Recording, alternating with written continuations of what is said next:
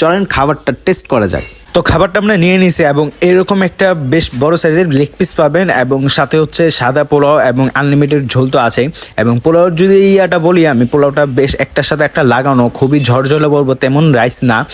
এবং এখানে খুব ঝোলটা খুবই পাতলা এবং লাইট একটা মশলা দিয়ে করা, যেটা কারণে টেস্টটা ভালো ঠিকঠাক আছে। কিন্তু যারা মশলাদার পছন্দ করেন তাদের কাছে এই জিনিসটা তেমন একটা জমবে না, যেমন আমার কাছে জিনিসটা তেমন জমেনি।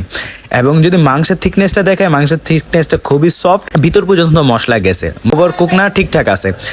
তো আপনারা চাইলে ট্রাই করতে পারেন, আপনাদের কাছে কেমন লাগবে অবশ্যই আমাদের কমেন্ট সেকশনে জানাবেন। এবং আমার কাছে মোটামুটি লাগছে, এবং যারা হালকা মশলা পছন্দ করে তাদের কাছে আসলে এই জিনিসটা ভালো লাগবে।